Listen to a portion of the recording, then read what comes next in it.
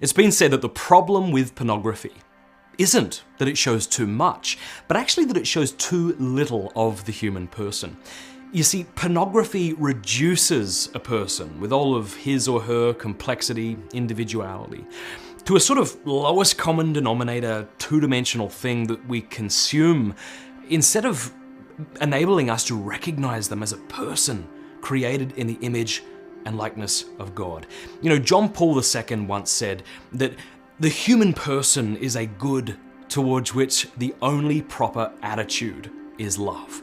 The reason porn's wrong, it's got nothing to do with sex being bad. Sex was God's idea, right? It's got nothing to do with nudity being bad. Whose idea do you think that was? It's the very fact that you and I have this incredible dignity that pornography's wrong to begin with, because you can only degrade that which has inherent value. Nobody talks about degrading washing machines or mud. It's precisely because you and I have been made in the image and likeness of God that we have this tremendous dignity that pornography is to be avoided. And you and I both know this is not just a male issue. This is a human issue. So many beautiful young men and women are struggling with masturbation, pornography, both. And look, I just want to say this to you, that you and I have been raised in a pornified culture, haven't we? And that wasn't our fault. I mean, did we ask for that? No, we didn't. This is just what we were given. Maybe you remember the first time you were exposed. You remember that? That wasn't your fault either. The fact that you liked what you saw, that you wanted to see more, not only is that not your fault, that's natural. You and I have been wired in such a way as to find sex attractive and interesting. The very first commandment in the Bible from God to humanity is Genesis chapter 1 verse 28, and God says, "Be fruitful and multiply." Sex is God's idea. Sexual desire is God's idea. Pornography is to be avoided because it distorts that, making what is true, good, and beautiful something that's false, bad, and quite frankly, ugly.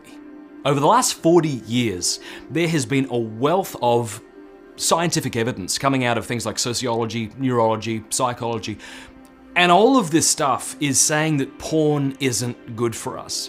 You know, sometimes people will argue as follows. They'll say, porn isn't addictive because only drugs can be addictive and porn isn't a drug. And that's true, right? People don't inject porn or inhale porn. But I shared this with a neuroscientist friend of mine, and he said, "Matt, this way of thinking is hopelessly out of touch with what we now know through modern neuroscience. It's true that porn isn't a drug, but it does, porn, elicit powerful neurotransmitters in the brain, which the brain can become addicted to. When the pathways are used compulsively, a downgrading occurs. And dopamine, which is a neurotransmitter, which plays a key role in the pleasure reward centers of our brain, this neurotransmitter begins to shrink. And the pleasure cells in the middle of our brain are now starved for it. I had a neuroscientist say to me, it's now as if we've reset the pleasure thermostat in our brain. And so now the one in the addicted state needs more of that drug, whether that be cocaine, dope, whatever, or pornography, in order to feel aroused and excited. So what is all of this science? What does it all mean for our lives? Well, a lot of things. For one, we're beginning to see more and more sexual dysfunction in both men and women. If you have been wondering why you've been seeing more commercials for Viagra, etc., the reason is as close as internet pornography.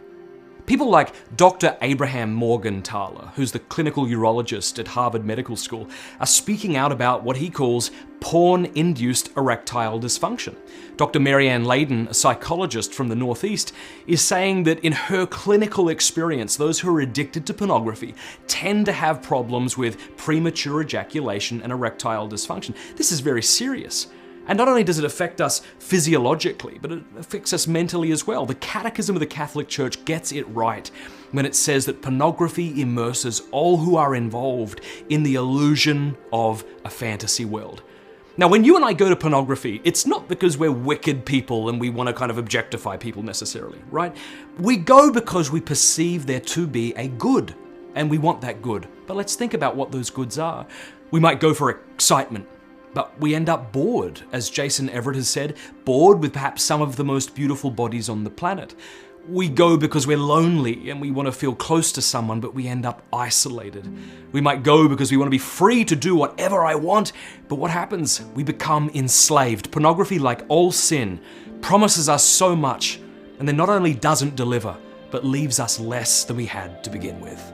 You know, for the last several years, I have traveled the country and internationally, speaking almost exclusively on the topic of pornography. I always joke that my mum is super proud of me. But in doing this job, I've had the great privilege of working alongside not only young men and young women who would say they're addicted to pornography, but people in the sex industry as well. So former male porn performers, female porn performers, strippers, prostitutes, even a couple of beautiful young women who were sexually trafficked at a young age. And when we think of those in the industry, sometimes people want to make it seem like these people are just well-rounded, people who love sex. That just isn't true. It's just not my experience. When I listen to the stories of these women who have left the porn industry, their stories are drearily predictable. They almost always involve some serious form of abuse or neglect when they were young girls or boys. Them trying to then process that hurt, that abuse, that neglect unsuccessfully, and then being in a rather desperate state and being preyed upon in some fashion by the sex industry. I'm telling you, this is the norm. Now, you and I would probably much rather tell ourselves as we watch porn that we're just contributing to the liberation of women throughout the world, but this just is false. You know, Dr. Marianne Layden is a clinical psychologist from the Northeast. Listen to what she has to say. She's worked a lot with those in the sex industry, and she says this, quote, "Once the pornography performers are in the industry, they tend to have high rates of substance abuse, typically alcohol and cocaine, depression, borderline personality disorder." She says, "The experience I find most common among the performers is that they have to be drunk, high, or disassociated in order to go to work. Their work environment is particularly toxic. Their terrible work life is often followed by an equally terrible home life. They have an increased risk of sexually transmitted disease, domestic violence, and have about a 25% chance of making a marriage last more than 3 years." You know, a friend of mine was a Playboy producer, and I remember him saying to me, "Matt, you don't see what I see." I said, "What do you mean?" He said, "You don't see the girl curled up in the fetal position in between takes, sucking her thumb because of the abuse she just experienced on set. You don't see us having to kind of wipe away the tears, reapply the makeup, because she knows that if she doesn't get this scene done, she doesn't get paid. That's how it works. There is nothing adult, nothing gentlemanly about pornography." You know, I remember when I was 7 years old, 8 years old, that's when I first stumbled across pornography. I was playing out the back of a relative's house, and I remember running into this shed for cover. I opened up this wooden trunk in the corner, rummaged around it, and there it was. A centerfold of a completely naked woman looking at me. I remember I had simultaneous feelings of wonder, like, wow, this is cool, and then also shame, like I shouldn't be looking at this, that this wasn't quite right. You know, my friends and I would then sneak into newspaper stores as we got a little older. We'd steal pornographic magazines. When I got to about be 16 or 17 years old, we'd sneak into strip clubs in the big city. And whenever I did it, I never felt proud of myself. You know, afterwards, I always had all this regret. I would never want anyone I respected to know that I was there. And this, by the way, is before I was a Christian. When I was 17 years old, I came to Christ, and it changed my life in a very profound way. And at that point, I realized there was another reason I had to stop looking at pornography. And that's that the God of the universe created me, and He created those that I was objectifying in porn with intrinsic dignity, unalienable rights, and I knew that I couldn't keep looking at them like this, but what could I do? I didn't know how to stop. I'd go to confession, I'd go to someone, they'd give me advice, this is what they'd say. "Have you tried not looking at it? Have you just try a little harder?" And I was thinking, thanks a lot, you know. That would be like saying to me, "All right, we want you to get into the ring with this UFC fighter. Just do your best." I'm like, "I don't know if I'm gonna succeed." Just do your best, that's all you can do. I mean, think about it, you just get completely clobbered. And I just remember thinking, this is unfair. Well, let's follow that thought experiment through a little bit, okay? Suppose you could starve your opponent.